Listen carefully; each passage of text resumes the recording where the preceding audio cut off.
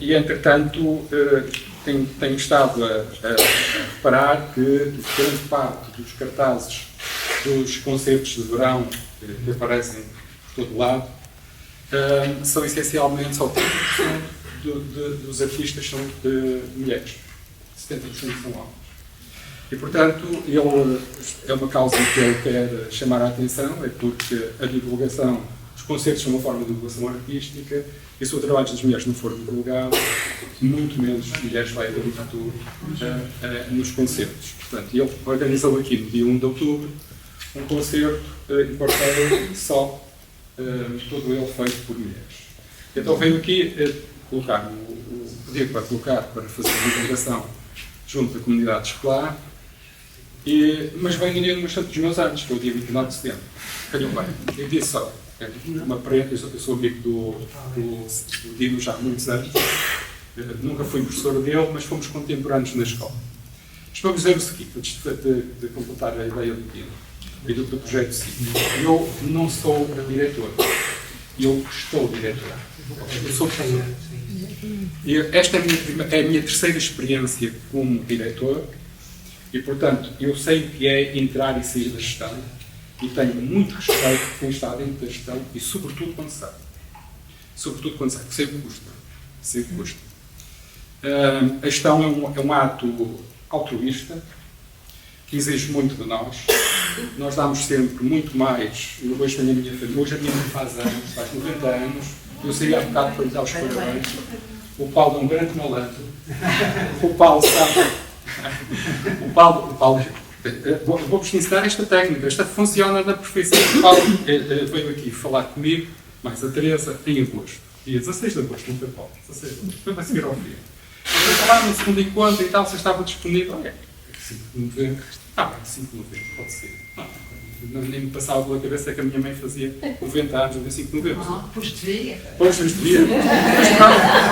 Mas sabe que quando alguém convida alguém que já tem muito trabalho para um convite já muito distante no tempo, essa pessoa tende sempre a esquecer-se que nessa altura vai ter alguma coisa e vai ter trabalho. E aceita, é o mal. Pois é. E então fiquei aqui, devia de estar com a minha mãe, eu sou de Leça da Palmeira, de Matosinhos, devia de estar com a minha mãe hoje. Não conseguimos pôr o calendário, Nada, mas não. está aí a apresentação. Está? Agora. E então o Dino veio cá e eu perguntei-lhe, Dino, estás com tempo para conversarmos um bocadinho? Tive a mostrar da escola. Ele já tinha vindo aqui, acho que voltar, não conhecia a escola em toda a dimensão. Veio fazer aqui uma visita guiada e estivemos a falar do projeto. Ele achou muito interessante o projeto, que ele foi apresentar. E na altura eu disse, olha, este projeto assenta em 3 pilares, chama-se Pedagogia 2030, assenta em 3 pilares, sucesso, inclusão e cidadania. E ele, boa, projeto SIC. Eu vou para os Globos todos, vou falar nisso. E, portanto, o projeto nacionalizou-se, não como Pedagogia 2030, mas como projeto SIC.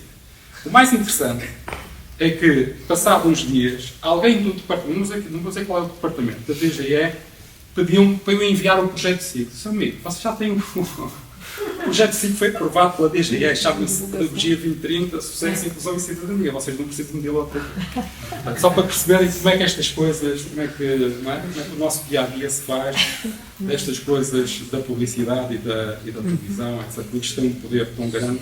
Estamos a falar muitas vezes da mesma coisa, pensando que são coisas completamente diferentes. Porque estamos aqui a falar sobre a meditação, eu achei curioso e a Teresa lançou o mote sobre o desenvolvimento de um dom para ser paciente.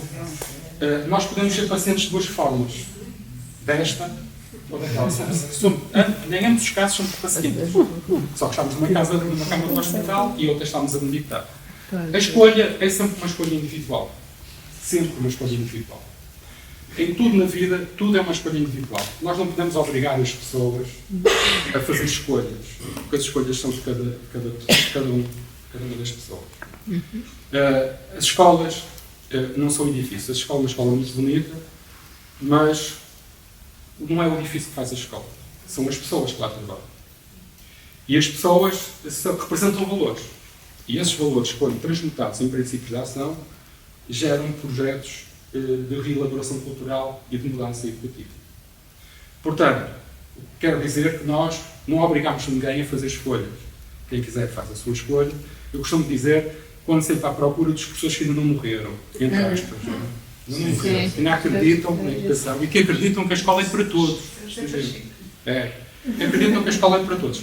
Também já cá esteve, e é o meu amigo pessoal há muitos anos. Excelente, Exato. trabalhamos também. E, portanto, o projeto Pedagogia 2030 tem muito a ver com o Zé Pacheco e com a rede. Nós temos uma rede, vamos falando uns com os outros e nasceu muito também desse espírito de mudança, da necessidade que nós temos, face aos problemas que a escola tem, de encontrar uma outra racionalidade, um outro sentido para as coisas. E, portanto, nós aqui não obrigamos ninguém a fazer o que quer que seja, as pessoas fazem se quiserem. Agora, as pessoas que não querem não podem cortar a possibilidade das pessoas que querem desenvolver projetos de os desenvolver. Isso aí não pode acontecer. E, portanto, nós apostamos nas pessoas que querem, efetivamente, mudar. É difícil. Muito difícil. Aliás, o Michael Fullan, que é um especialista das organizações, diz que a mudança é uma coisa que só os bebés apreciam, sobretudo quando estão molhados. De facto, é uma coisa muito difícil. E, portanto, dizer-vos que nós apostamos justamente nas equipas educativas, no redirecionar os nossos melhores recursos para a saúde oral e para o enriquecimento das aprendizagens curriculares. O nosso grande objetivo é reforçar o insucesso e o combate ao insucesso e ao abandono escolar.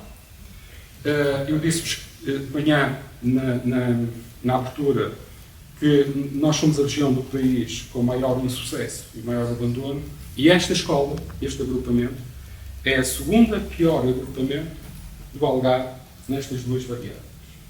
Okay? Portanto, é preciso perceber qual é o nosso ponto de partida e qual é a nossa necessidade de mudança. Okay? Somos a segunda pior escola. Eu já vos vou mostrar os dados que comprovam exatamente isto que eu vos estou a dizer.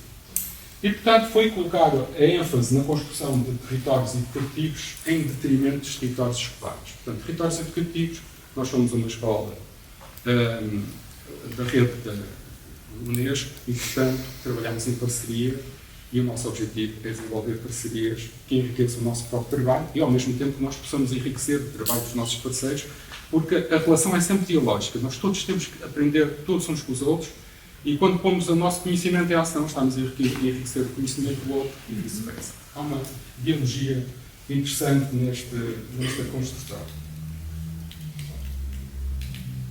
Agora, aconteceu comigo. Está a ver?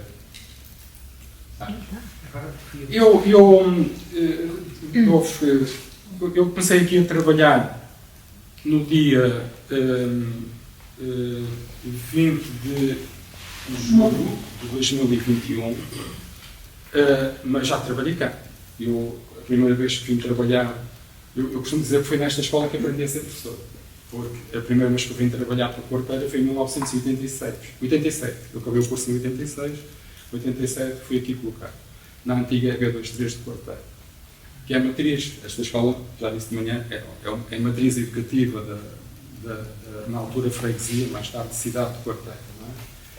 E quando cheguei, o Miguel, que esteve aqui de manhã, que era o anterior diretor, tinha um post-it colado na secretária, limpinho. Ele, entretanto, tinha tirado as coisas dele. Dizer: Manel, não te esqueças, às 10 da manhã tens uma reunião para a BGE. Vai ver o meio. Fui ao meio, tinha de facto lá, liguei, era uma reunião Zoom, e estava, para além do diretor-geral de Educação, estava também o anterior secretário de Estado, atual Ministro da Educação. E, portanto, era para dizer que nós íamos ser TEI. E o TEI, não sei se vocês se recordam desta notícia. Esta notícia é 6 mil trabalhadores que viviam sem condições em Alvenido. Isto deu muito que falar na altura, mas as notícias que dão muito que falar rapidamente se esfumam, desaparecem. Nós temos uma voracidade de notícias tão grande que rapidamente nos esquecemos. De qualquer maneira, E eu trouxe isto para aqui por uma razão muito simples. Isto é a causa de nós sermos integrados na rede de TAPE, que também tem gerações. Estamos na quarta geração, nós estamos no TAPE 4. Já vos vou explicar porque é que estamos no TAPE 4. E estes 100.000 trabalhadores que viviam sem condições em Almeiras tinham filhos a estudar na escola. Okay? Estas crianças não estudavam em Almeiras, na escola. E o que é certo é que, não obstante terem estado a estudar na escola, não houve nunca ninguém que se tenha apercebido que estas 6.000 pessoas viviam sem condições. O que quer dizer que nós andamos sempre muito distraídos e não devemos andar. Nós devemos andar sempre a postar na mãe aberta e a perceber o que é que se passa à nossa volta, porque há sempre muita coisa a acontecer e nós temos de estar atentos, nós somos educadores. E, portanto, nós integramos o programa TAPE. O programa TAPE foi um programa muito importante para nós. Nós desenvolvemos o programa TAPE apenas num ano, mas deu para perceber muita coisa. Nós focamos em ações concretas de melhoria do insucesso e do combate ao abandono escolar. E o programa TAPE veio dar origem ao plano de inovação, que agora se chama Pedagogia 2030, CIP, Sucesso, Inclusão e Cidadania. Queríamos dizer o seguinte, eu quando desenhei o projeto de intervenção para a candidatura de diretores, estudei os dados da escola. E os dados diziam que relativamente às variáveis do abandono e do insucesso, elas estavam longe de ser conjunturais, elas eram mesmo estruturais. Ou seja, esta escola, este agrupamento em concreto, tem um problema. E o problema chama-se transição educativa. Sempre que há transição educativa, há um afundanço na aprendizagem. Isso acontece, sobretudo, porque o insucesso está concentrado num estado de melhoria dos anos de escolaridade. Está concentrado em determinados anos. Portanto, no primeiro ciclo está concentrado no segundo ano, no primeiro ano todos os alunos transitam, não é? Está concentrado no segundo ano. No segundo ciclo está concentrado no quinto ano, embora seja o ano comparativamente ao segundo e depois ao sétimo, em que não há um afundanço tão evidente, e depois na transição do segundo ciclo para o terceiro ciclo é um afundanço brutal. Brutal. Portanto, nós temos uma taxa de retenção de 35% no sétimo ano. É 3 vezes mais a média na cifra. Era, já não é. Programa TAPE, eu vou-me dispensar de toda a gente aqui, sabe o que é o programa TAPE. O ano passado o programa TAPE foi alargado a mais 10 agrupamentos e nós fomos TAPE exatamente porque o Ministério, na sequência dos acontecimentos de Almira, tocou lá um sinalzinho sonoro, acendeu-se uma luz, calma, passa-se aqui qualquer coisa, nós estamos confrontados com uma situação que tem a ver com um fluxo muito grande de migrantes e, portanto, isto traz problemas. Se as escolas não identificaram os problemas, nós vamos ter que dar recursos às escolas que têm estes fluxos migratórios tão acentuados, de ter possibilidade de os desocultar os problemas e atuar sobre eles. E, portanto, aplicar um algoritmo em que todas as escolas tinham mais de 20% de alunos migrantes, portanto, de alunos estrangeiros, entravam automaticamente no TAPE. E nós fomos abrangidos. Nós não sabíamos, na altura, quando o Secretário de Estado, agora Ministro, nos referiu, nós tínhamos a certeza que tínhamos 20%, mas não tínhamos a certeza de qual era a percentagem em concreto. O ano passado era 33%, era um terço, em que metade são alunos de nacionalidade brasileira e outra metade são alunos de diferentes nacionalidades, até às 40 nacionalidades. Portanto, parem bem o contexto e a diversidade sociolinguística que temos dentro da escola. Isto é uma riqueza, temos o mundo todo representado na escola. Até por uma questão, geralmente, de uma cultura de paz e de bem-estar e de interação entre diferentes alunos, diferentes pessoas de zonas do mundo completamente diferentes. Está longe de ser um problema para nós. É uma riqueza. Claro, preciso trabalhá-la. Pode-se transformar num problema se não for devidamente trabalhado. Não é? Portanto, para fazer face a estes desafios, As escolas do agrupamento, e por terem uma elevada porcentagem... posso-vos dizer que neste momento têm 38%, subimos mais um bocadinho. 38%. A porcentagem de alunos imigrantes e grande diversidade de línguas maternas, na respectiva, fomos incluídos no programa Take Part.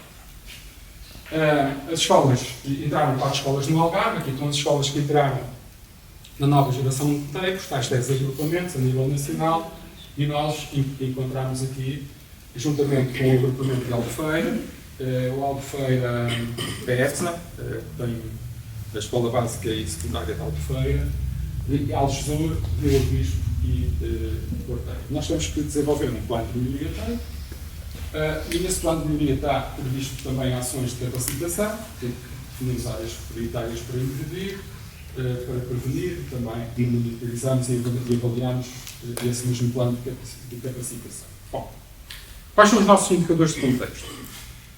Nós temos aqui o histórico, digamos assim, de um indicador que se chama percursos diretos de sucesso. O que é que os percursos no terceiro ciclo? É um exemplo. Tinha que encontrar aqui um exemplo que era mais didático para mostrar era este. O que é que são os percursos diretos de sucesso?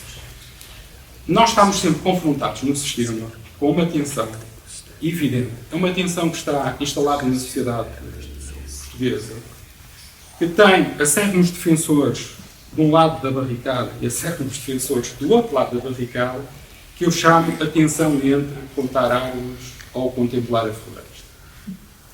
Ou seja, nós somos sempre confrontados, dependendo da ideologia política que está a governar Portugal, com uma preocupação em termos educativos relativamente aos resultados do público, que aparecem nos resultados, os exames nacionais, os rankings, etc.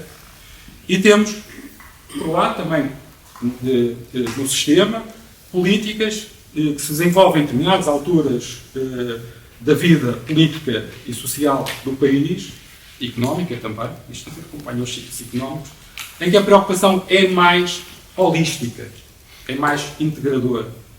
Nós estamos nessa fase. Nós estamos numa fase de desenvolvimento de políticas educativas, saímos de uma fase em que contávamos os resultados, com os resultados que isso nos deu, os resultados que isso nos trouxe, e passamos por uma fase, que estamos neste momento, que é a fase em que eu acho que as escolas podem, de facto, desenvolver a sua autonomia curricular e apresentar projetos diferenciadores, que é a fase de contemplar a floresta e olhar para o todo.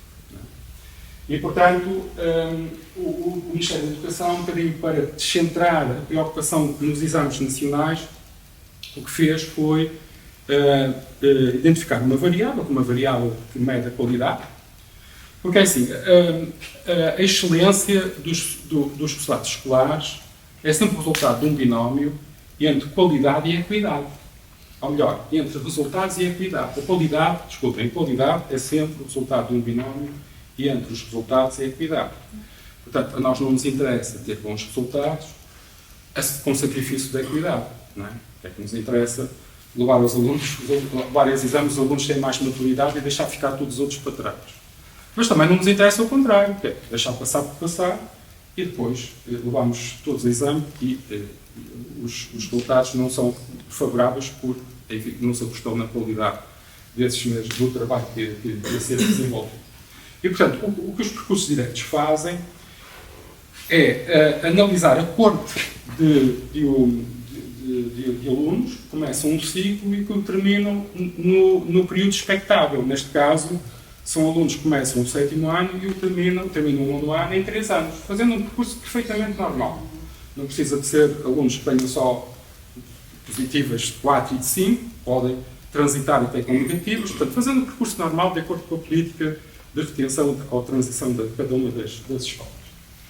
E, portanto, nós estamos aqui, estamos a azul, em 2017-18 tínhamos 60%, quer dizer, dos miúdos que começavam o ciclo, só faziam este percurso em 3 anos, fazendo um percurso normal, 60%, 40% ficavam pelo caminho. Em 2018-19 era de apenas 43%. E esta variável compara a nossa escola com alunos do país que tinham um nível semelhante antes do terceiro ciclo, ou seja, no segundo ciclo. Okay? Portanto, nós estávamos sempre abaixo em relação às escolas do país que tinham alunos, cujos alunos tinham um nível semelhante antes do terceiro ciclo. Sempre abaixo. Até que chegámos a 2019, 2020 e voltámos a ter 60%. E quando alunos com perfil semelhante nas escolas do país são de 83%. Nós estamos abaixo 23 pontos percentuais. É de facto assustador. E é assustador se nós introduzirmos nesta variável a variável dos exames nacionais. Ou seja, se nós dissermos que os diretos de sucesso são toda a corte de alunos que faz o percurso normal em 3 anos e que tem positivo ao português e a matemática no nono ano. Sabem qual é a porcentagem da escola? São 36%. É brutal. Isto é, quer dizer, é o que temos. Portanto, temos que olhar para os dados e este é o nosso ponto de partida. Não é? Eu, enquanto professor, considero, quer dizer, acho que isto interpela qualquer professor. Interpela qualquer professor, sobretudo porque é que a escola, com os recursos que tem, os miúdos não aprendem. Interpela qualquer professor. E interpela qualquer professor até no sentido de constatar que isto não é uma fatalidade. Portanto, há escolas que estiveram na mesma situação e que hoje têm resultados satisfatórios, até muito bons. Não é? Portanto, na educação não há problemas insolúveis. Há equipas de trabalho que trabalham problemas que têm solução. É isto que é a educação. É equipas de trabalho que trabalham problemas que têm solução. Eu, em 2018, tive um problema grave de saúde e fui parar ao hospital. Não queria ir para o hospital, porque foi no dia 2 de agosto, ainda por cima, Estofar. Lá fui no meu carro e tal, pensando que ia entrar e sair. Mas fiquei lá 8 dias. E o diagnóstico que eu tinha um diagnóstico a priori pesado. Portanto, eu tinha a suspeita de uma neoplasia no colo. Embora eu estivesse mais descansado, porque eu estava com febre e, portanto, achava mais que era um problema infeccioso propriamente um problema grave de saúde. E, portanto, estive durante uns dias em agonia para perceber o que é que tinha, não é? Porque o primeiro diagnóstico foi esse. E era para fazer um TAC que eu fiquei internado em volta das 9 horas, estavam a desligar a máquina do TAC e não puseram fazer o TAC. Eu vim só fazer o TAC no final desta semana. E fui verificando que a terapêutica ia mudando. Eu achava aquilo muito estranho. Até cada altura, quando eu já me podia pôr de pé, eu andava lá com um palpite de tarefa atrás de mim, houve uma porta no corredor que se abriu, no meio do corredor. E quando olhei, eu vi um médico que me estava a tratar no meio de um conjunto de pessoas que eu presumia que eram uma equipa de médicos. E então o que é que eles faziam sempre, todas as semanas? Discutiam casos clínicos. E mudavam terapêuticas entre eles. Okay? E, portanto, descobriam, efetivamente, e acompanhavam o doente, mudavam a terapêutica até encontrar a melhor solução. Com as devidas adaptações, eu acho que nós podemos fazer o mesmo. Nós felizmente, não trabalhamos com casos, aliás, devido ao de morte, mas trabalhamos com casos que podem determinar a vida de um indivíduo. Não é? A escola é um assunto muito sério para a vida futura do indivíduo.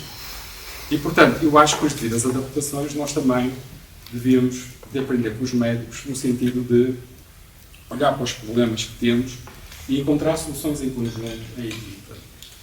E, portanto, eu trouxe estes dados ao Conselho Pedagógico e o Conselho Pedagógico colocou uma questão interessante que eu estava à espera. E disseram-me, mas repara lá uma coisa, nós temos aqui 70%, os 83% são das escolas do país, mas as escolas do país estão inseridas em áreas onde o insucesso e o abandono são mais baixos do que no Algarve. Está explicado. E porque isto está disponível na página do Ministério da Educação, no Infoscolas. Abri o Infoscolas e fui buscar os dados da Lorais. É o mesmo, o território educativo é exatamente o mesmo que o nosso. E na Larares este valor de 60% é de 83%. Ok? Ou seja, as escolas fazem a mesma diferença. Não são os miúdos que fazem, são as escolas. É o trabalho das escolas que fazem a diferença.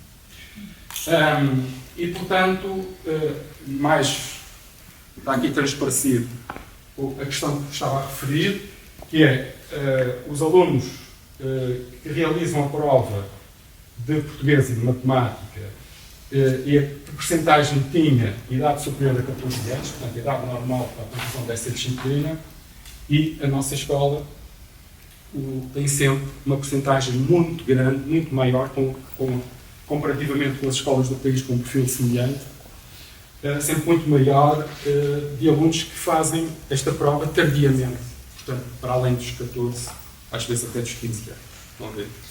Portanto, estes dados não enganam. Portanto, nós estávamos numa escola muito tradicional, uma escola que basicamente podíamos dizer, e você tem ideias próprias? E o miúdo diz, não, de maneira nenhuma. Ótimo. É que aqui não estamos surpresas. Não é? Portanto, não é esta a nossa história de escola. A minha experiência enquanto... A minha experiência dos professores que trabalharam na elaboração deste projeto é que o mundo é este, que é preciso ser louco para fazer o que é certo. Estes casamentos. Nós confrontamos-nos com isto todos os dias. Todos os dias. É preciso ser louco para fazer o que é certo. Okay? Se vocês soubessem a ganga que é pôr um plano de inovação, construir um plano de inovação, primeiro pelas tensões internas. E eu não queria tensão interna nenhuma aqui dentro. E, portanto, tudo foi escrutinado. Eu tive um conselho pedagógico, imagino, eu tenho 59 anos, na altura 58, e tive 4 horas num conselho pedagógico a questionar permanentemente uma prova oral. Eu já pensava que já estava livre de fazer esse tipo de provas, mas pronto, mas fiz toda a questão de me submeter a essa prova, não é? Porque foi enriquecedor. Pelo menos percebi quais eram os pontos de vista dos meus colegas, o que é que os atormentava em termos de resposta, não é? E foi possível chegar a um consenso, chegar a um documento que fosse conciliador com as expectativas que tinham e com a possibilidade que tinham de o desenvolver. Não é? Portanto, também é importante nós termos os pés bem assentes na terra, não é? Não vale a pena nós pedirmos coisas mirabolantes quando não há possibilidade de as fazer, não é? A Brígida foi comigo, fomos um grupo foi a Associação de Pais e 5 professores desta escola, 4 pessoas mais a psicóloga, e fomos ver um plano, um projeto, um plano de inovação, na prática. Fomos à Quinta do Conde, ao agrupamento do Água, em Sesimbra. E vemos lá entusiasmados, e portanto esse projeto rasga com uma ideia de turma, uma ideia de construção de turma, e com a ideia da ANA. Portanto, é uma revolução coperniana na organização escolar. Não é? E portanto nós vimos todos entusiasmados, e o primeiro esboço que eu faço, depois fomos articulando com a equipa, é aquele esboço. E há aqui uma pessoa-chave nesta escola, que é meu amigo há muitos anos e que eu muito considero, eu não vou dizer o nome, não vale a pena, que foi comigo a Boa Água e que passou a palavra, não é? E a dada altura chegou-me assim, se fosse aqui pensava 2 vezes, isto não vai dar, isto vai ser complicado, veja que as pessoas estão inseguras, estão inquietas, com tanta... aquilo de ter árvores do chão e tal. E a dada altura até pensei em desistir, desistir. Mas depois, a minha amiga Nádia, a nossa perita externa, ajudou-nos imenso. Ela foi-nos acompanhando durante o ano. E o que nós fizemos foi ancorar o plano de inovação nas nossas coisas. Ou seja, aquilo que nós já fazíamos, que éramos bons a fazer. O que é que nós éramos bons a fazer? Olha, éramos bons na oferta artística. Bons. Éramos bons no ensino experimental das ciências. Éramos bons na comunicação. Na oficina de comunicação. Aliás, mantemos uma oferta complementar no nono ano que se chama Técnicas Discursivas. E éramos bons também na cidadania. Que é a menina dos meus olhos, é sempre assim. E, portanto, nós gostávamos muito dos miúdos. Os miúdos não aprendem cidadania, não aprendem educação para a cidadania. Os alunos aprendem, os miúdos aprendem na cidadania, no exercício da própria cidadania. Okay? E, portanto, nós fizemos uma experiência de aprendizagem com eles, o ano passado, o ano todo. Fizemos reuniões de delegados e subdelegados. Podem crer que eu aprendi mais numa hora do que em semanas ali metido no gabinete com eles. Okay? De tal modo que hoje, quando nós queremos saber alguma coisa do que se passa na escola, o que fazemos é perguntar aos alunos. Eu tenho aqui um exemplo. Um exemplo recente, nós estamos a mudar as práticas da avaliação, que é fundamental num contexto é fundamental num contexto de flexibilidade curricular. Portanto, as práticas de avaliação não podem ser centradas num único instrumento de avaliação, e vocês sabem qual é o instrumento de avaliação, chama-se teste, não é? Já agora, eu vou buscar aqui a imagem do Rubén Alves. O Rubén Alves infelizmente já faleceu, mas é um sociólogo brasileiro, um grande pensador da educação. Aliás, dos maiores pensadores de educação que nós encontramos estão na América Latina, que é interessante. E o Rubén Alves comparava a avaliação das escolas a um escorredor de macarrão. Okay? Escorredor de macarrão. Sabe para que é que serve o escorredor de macarrão? Serve para separar a água do macarrão. E porquê é que ele achava que era um escorredor de macarrão? Porque ele considerava que a utilização dos testes, o que mede é a água que passa no macarrão, no meio do macarrão. E é verdade. É verdade. Nós não conseguimos medir a aprendizagem que os miúdos desenvolveram. Com um teste não conseguimos. Vamos lá. Mas há outras formas de conseguirmos. E, portanto, é este questionamento sobre a história do escorredor de macarrão que nos levou a questionar os nossos alunos. Nós estamos numa fase, estamos a mudar os critérios da avaliação. Veja, é interessante. Uma discussão muito interessante é porque é que são critérios da avaliação. Uma discussão muito interessante. E então nós lançámos um questionário que diz o seguinte: o plano de inovação do agrupamento de escolas londinenses encontra-se no representante letivo e implementação. A avaliação das aprendizagens dos nossos alunos é uma área central do desenvolvimento do plano de inovação. Para tal, gostaríamos de recolher a tua opinião sobre os princípios e finalidades da avaliação das aprendizagens. Agradecemos que respondas com a maior sinceridade possível, já que a tua opinião é muito importante. Conhecendo a tua opinião, poderemos melhorar o sistema de avaliação, garantimos o anonimato das perguntas, que estão no Google Docs. Responderam, tivemos 483 respostas, quase todos os alunos da escola responderam. Nós estamos à volta de 600 e tal, é significativo. A primeira pergunta é: o que é para ti a avaliação? É uma pergunta aberta. Tão simples quanto isso. E o que eles responderam foi: se fosse possível nós utilizarmos palavras-chave para resumir, em termos de conteúdo, o que foi dito, duas coisas essenciais. Teste, cá está o escorredor de macarrão, já existe, e medida. Serve para medir o que nós sabemos. É uma resposta. Serve para controlar o que nós sabemos, serve para medir o que nós sabemos.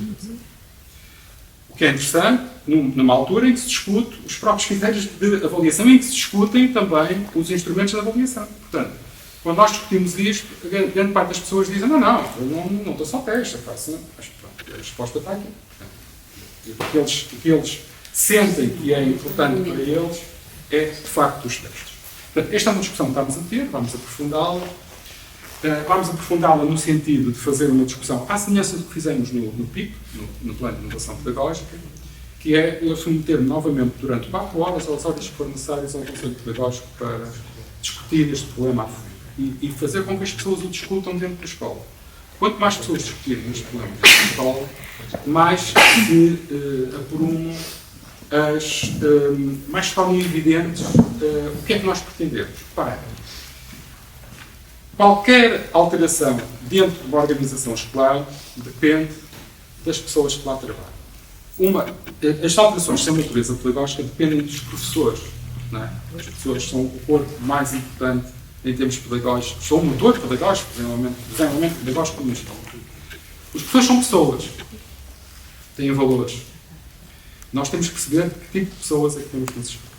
Que pessoas é que moram dentro dos professores. Isto tem a ver com a educação também. Os professores têm universos simbólicos. Têm universos simbólicos. Eu vou dar um exemplo do que é um universo simbólico. E têm representações.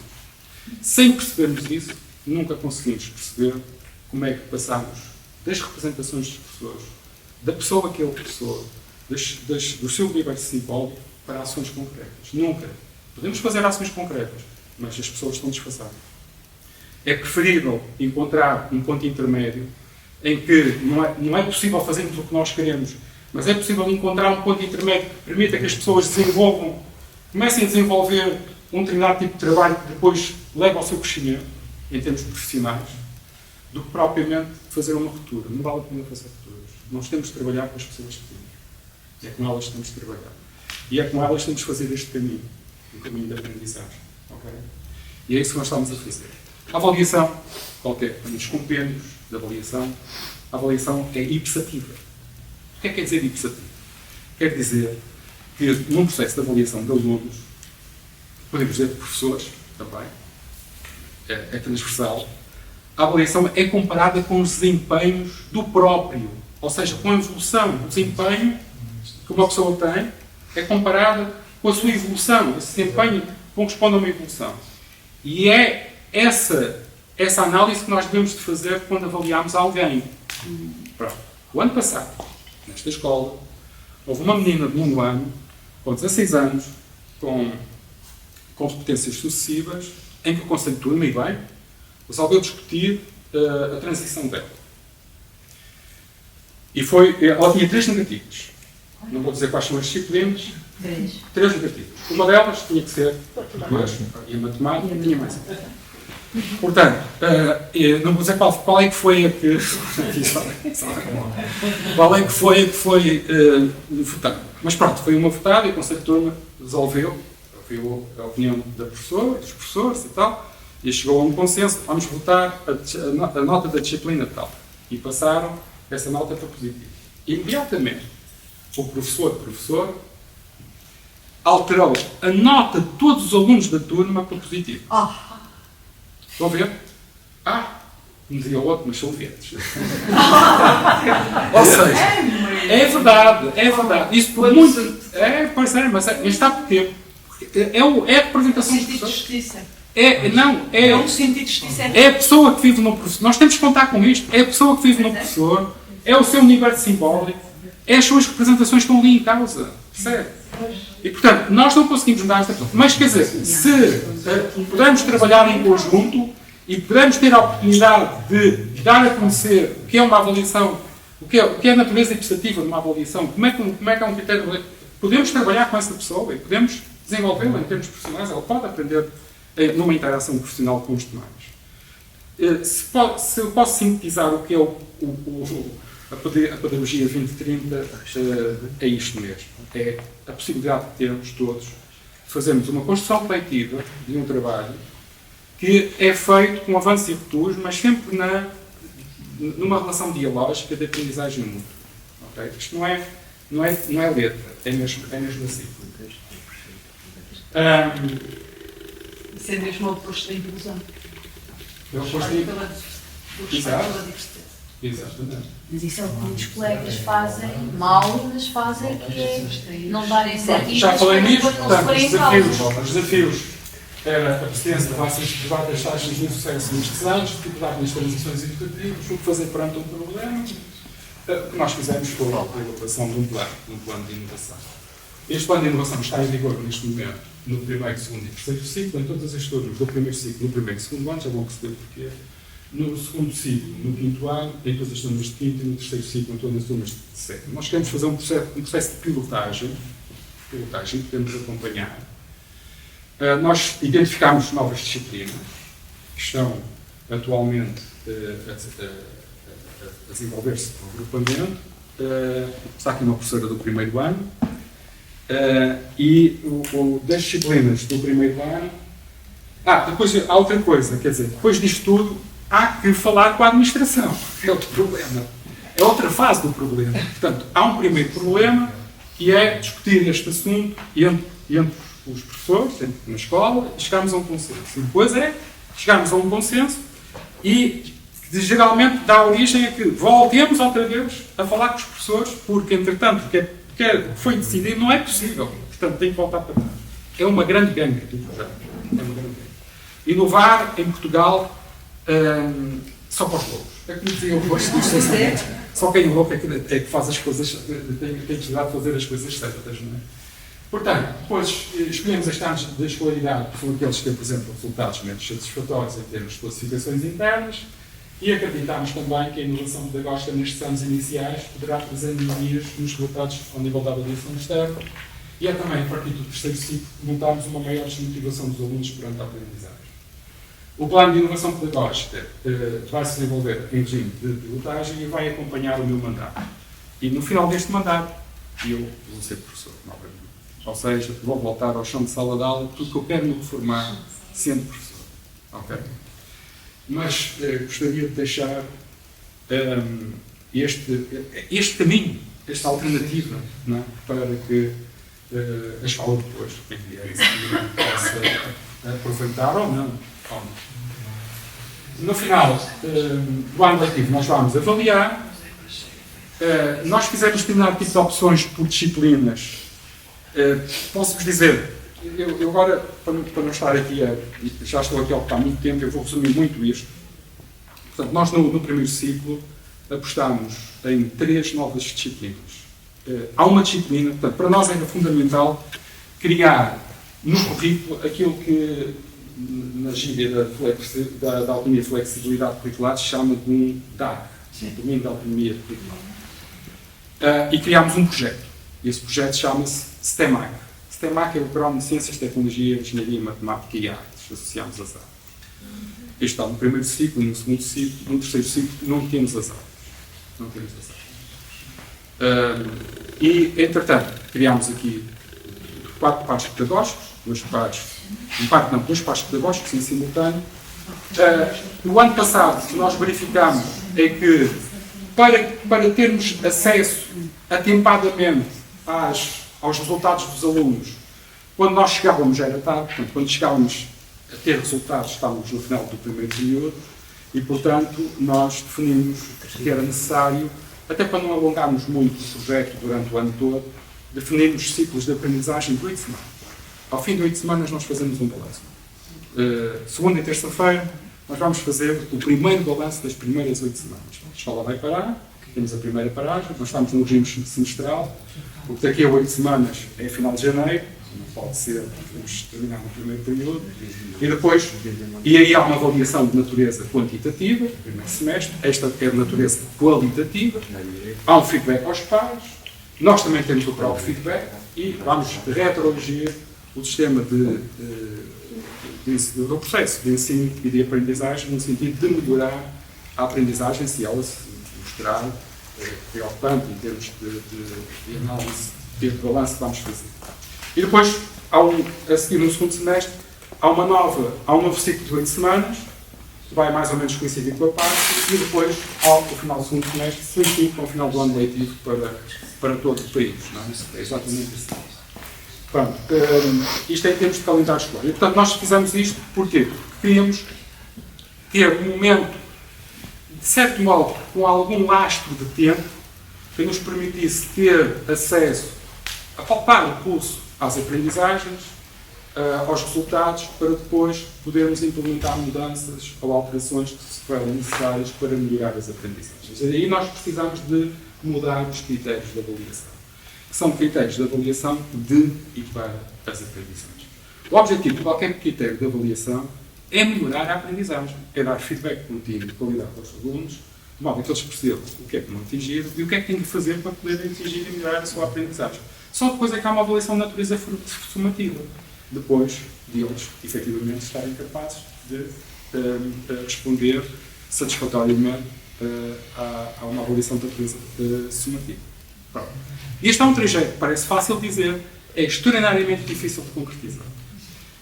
Outra disciplina, no primeiro ciclo, nós desenhamos, que vem de uma experiência do programa TAFE. Nós, a ação 4 do programa de melhoria TAFE do ano passado chamava-se da janela ao postigo veio aprender comigo, e vinha de uma abordagem da leitura, uma abordagem geral da leitura para problemas de leitura concretos. E o que é que nós detectamos? Detectamos que numa população escolar em que 1/3 da sua população é de origem migratória, há problemas, desde logo, em meninos de 5 anos, no pré-escolar, que têm a ver com o desenvolvimento da consciência fonológica. A consciência fonológica é a capacidade que nós temos de associar os sons às palavras. É evidente que alunos estrangeiros têm muito mais dificuldade e isto representava para nós o insucesso que temos no segundo ano. Uma coisa curiosa que fizemos o ano passado foi tentar perceber porque é que havia um sucesso no segundo ano. Porquê? Fomos falar com os professores, tivemos uma reunião com a Nádia teve cá, uma reunião com todos os professores da escola, do primeiro ciclo, e chegámos à conclusão que esse insucesso tinha a ver com dificuldades na aprendizagem, na compreensão, na aprendizagem da leitura e, posteriormente, na escrita. E verificámos que havia só um método de leitura. A escola só utilizava um método de leitura para ensinar as crianças. Vejam lá que nós aprendemos. E verificámos também que, não obstante isso, os miúdos desenvolveram aprendizagens matemática, estudo do meio e expressões. Portanto, eles ficavam retidos porque não desenvolviam 1/4 do currículo. Ok? Pronto, tomámos medidas em relação a isso, mas era preciso tomar a medida de fundo, que é perceber quais são efetivamente os handicaps e como é que nós podemos trabalhar numa fase inicial em que os miúdos estão a aprender a ler e a escrever. E foi isso que fizemos este ano. Este ano, nós fizemos um rastreio das competências linguísticas de todos os alunos do primeiro ano, todos sem exceção, nenhum ficou para trás, foram todos escrutinados. Está ali a senhora professora que não deixa mentir. Neste momento, temos os resultados anunciados aos cada um dos professores, e as pessoas sabem neste momento, quando estão a trabalhar a iniciação à leitura, quais são os handicaps de leitura que esses miúdos têm. São muitos, muito mais do que eu estava à espera, mas mesmo muito mais. E o que é que nós temos que fazer para os ultrapassar? Trabalhar de uma forma muito concreta com a biblioteca. É esse trabalho que está a ser feito. E desenvolvemos também no primeiro ciclo, que é uma coisa que é transversal e que teve para inviabilizar a aprovação do plano de inovação, que é a existência de uma área, ou de uma disciplina nova, que se chama Assembleia de Leitura. Afinal, quando nós terminámos tudo, a administração estava satisfeita, nós tínhamos consensualizado com os professores já o documento final. Eis que não conto, um telefone a 18 ao fim de agosto, a dizer: senhor professor, temos muita pena, mas tem que mudar aqui isto da Assembleia de Turno, porque a Assembleia de Turno, isto, como é que é? Isto põe em causa o caráter transversal da cidadania. Eu disse: minha amiga, muito obrigado, foi um prazer trabalhar convosco, fiquem lá com o projeto, nós vamos à nossa vida. E, portanto, depois a senhora lá disse: olha, tenha calma, argumento pelo menos e tal. Portanto, foi isso que nós fizemos. Nós não quisemos abrir mão da educação para a cidadania, porque a nossa escola do primeiro ciclo é uma escola muito disruptiva, uma escola muito grande. Aliás, o Miguel falou nisso esta manhã, uma escola muito grande. O ambiente, as condições ambientais são de facto muito adversas para os miúdos e para os professores que lá trabalham. É desafiante. É uma escola tensa. A pessoa entra e sente-se aquela tensão no ar. Entretanto, o que nós fizemos foi identificar 3 dispositivos de participação cidadã. Eu acho bem, eu acho mal, já sei que posso ajudar. E, portanto, os miúdos têm no caso do primeiro ano, a professora é que escreve ainda, se não sabem escrever, mas os miúdos vão pondo lá as sensações que têm no dia-a-dia da escola. Acho bem, acho mal, o Joãozinho bateu-me esta manhã. Para já toda a gente vai ficar a saber que o Joãozinho bateu-me no recreio até aquela manhã. E depois, isso vai ser discutido. Na hora, eles elegeram o Presidente da Assembleia, já pedi quem eram os Presidentes da Assembleia, porque nós vamos reunir com todos os Presidentes da Assembleia. Todos aqui. E eles vão trazer os problemas da escola do primeiro ciclo para aqui, para ser discutido com todos. E todos vão ficar a perceber quais são os problemas que eles têm na escola do primeiro ciclo. E todos vão encontrar soluções connosco para resolver os problemas que eles têm na escola de si. Nem que tenhamos que ir ao Presidente da Junta e ao Presidente da Câmara dizer que é preciso construir mais uma escola em Cordeiro, porque assim não dá. Isso. Não é? Mas é assim, isto aqui é a educação na cidadania. É exercer a cidadania como um direito que as crianças têm e como o exercício dos seus pontos de vista e de mudanças concretas que elas vêm a acontecer. Isto aqui é, por isso é que nós quisemos, não abrimos mão da Assembleia.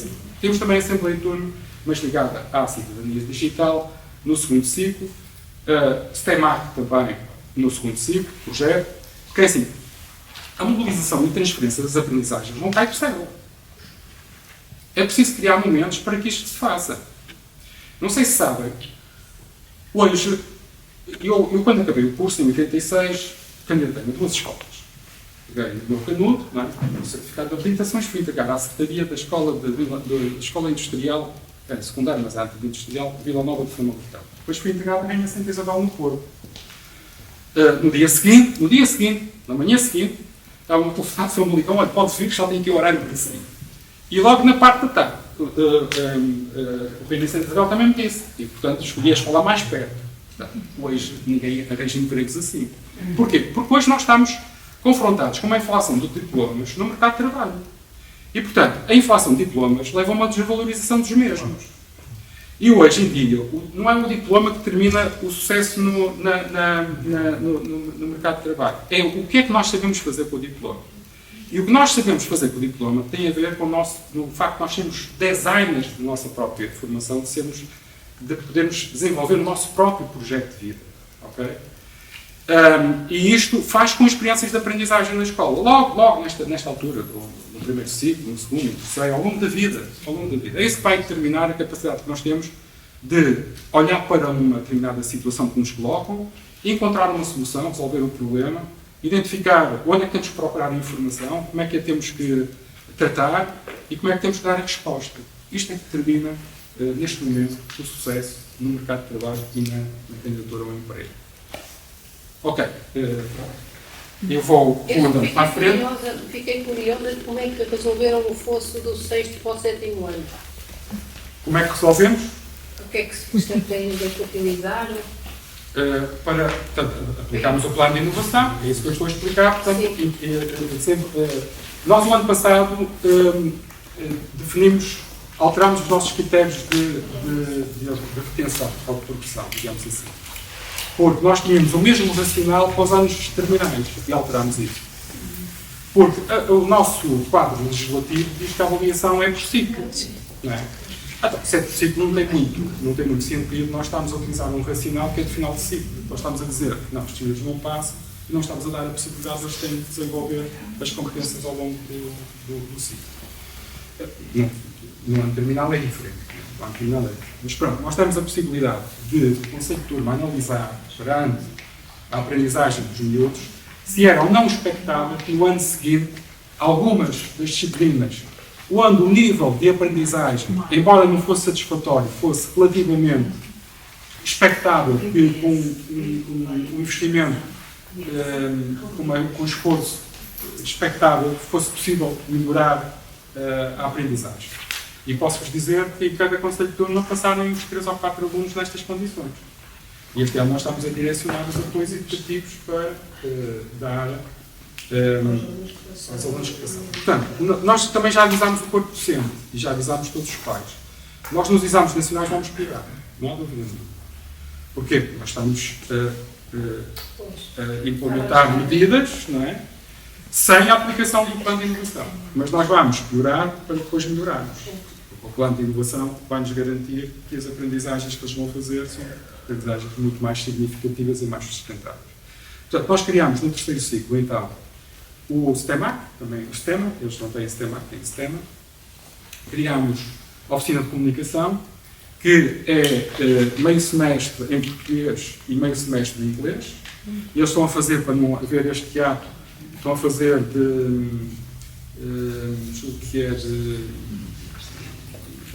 8 em 8 semanas o português ou o inglês, ou não sei se é de 15 a 15 dias. Portanto, depois os professores identificaram a melhor estratégia para não ficarem com um hiato muito tempo sem os alunos.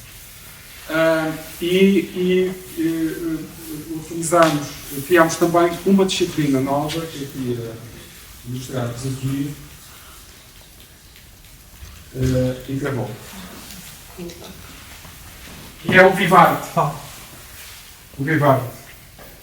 E o Vivarte, muito provavelmente, será a disciplina que nos dá garantias no futuro de podermos vir a ter uma outra abordagem em termos curriculares. O Vivarte é tudo aquilo que nós sempre sonhámos e que pensámos que não pudesse ser concretizado, mas afinal é. Eu quero mostrar isto. Isto é a fonte da Education and Dogma Foundation e que nos mostra a relação custo-benefício entre as medidas educativas que nós utilizamos como medidas, como estratégias de educação. Portanto, a medida que custa menos dinheiro e que produz mais efeitos é o feedback que damos aos alunos. Feedback. É o que está em primeiro lugar. A segunda medida, que custa menos dinheiro é estratégias de metacognição. A terceira, tutoria, entre pares. A quarta, grupos de aprendizagem colaborativa. Depois, a redução do número de alunos por turma, menos de 20 alunos, é uma das medidas mais caras e que produz menos efeito. Estão a ver? Portanto, a individualização da instrução, estratégias de individualização, não gasta muito dinheiro, mas também não produz grandes efeitos. Os programas de mentoria também não produzem grandes efeitos. E por aí fora. Portanto, a construção de escolas também não produz grandes efeitos, o que prova que as escolas não são edifícios, são pessoas. E esta é turmas de nível, não é? Que agora o Ministério está contra. Sim. Há 4 anos Mas está atrás um resultado negativo. era o top, agora já não presta. Portanto, só para ter uma ideia que há muitas coisas que custam pouco dinheiro, que estão à nossa disposição e que podemos utilizar. Aqui está o nosso plano curricular, segundo e terceiro ciclo, da janela ao postigo, tem aqui a imagem, quer dizer, é estar à tona da água, utilizando a biblioteca, não é? Portanto, é sobreviver mesmo num contexto difícil. O STEMAC parte muito das questões que têm a ver com as alterações climáticas, portanto, no nosso segundo ciclo, o que os miúdos estão a desenvolver são projetos ligados com a água, no terceiro ciclo ligados com a erosão costeira. O Barack Obama dizia que esta é a primeira geração a sentir os efeitos das alterações climáticas, no entanto, é a última que pode fazer alguma coisa sobre isso. Não é? Depois, o Vivarte, se vocês repararem, quarteira, tem a palavra arte no meio, não é? Portanto, nós somos uma comunidade de artistas, não é? O Vivarte é isto mesmo, tem sido promissor o trabalho que se tem feito. Nós agregámos todas as disciplinas artísticas numa oferta única que se chama Vivarte. A educação na cidadania, vamos falar lá um bocado, a oficina de comunicação, que basicamente trata de abordar temas controversos da nossa sociedade, desenvolvendo narrativas, a retórica, etc. Portanto, esta disciplina vai deixar de existir porque, supostamente, isto devia de acontecer no desenvolvimento da disciplina de português. Portanto, nós tivemos necessidade de retirar o português para criar esta rotina, para depois voltar a pôr no sítio que ela deve estar, que é no português. Portanto, é daquelas disciplinas que vai acabar por ser introduzida no português. Estas são as metas, o calendário já vos falei, e esta era a questão que eu queria deixar na parte final. E nós? Quem somos nós? Está aqui um diálogo entre um avô e uma neta. Olá, o avô. Destes livros todos. Dediquei a minha vida a ler estes livros todos. Estudei muito a fundo. Quem foram os egípcios, os persas, os gregos, os etruscos, os romanos, e também quem foram os maios, os tecas e os incas. E nós, avô? Quem somos nós? E o avô ficou a olhar sem resposta. Entretanto, a menina pergunta, a mãe da menina pergunta, e o avô? Na biblioteca chegou. Ou seja, nós nunca nos podemos esquecer quem somos nós. Isso é que é muito importante. A pessoa mais importante da nossa vida somos nós próprios. Ok? Portanto, só nos conhecendo a nós próprios, nós conseguimos conhecer o outro. Só há mudança quando ela começa em nós próprios. Ok? Portanto, é muito importante que as nossas comunidades escolares saibam quem somos nós. Ok? É porque, como diz Roger Scruton, a redenção não vem do ego, vem sempre do outro. Vamos pedir.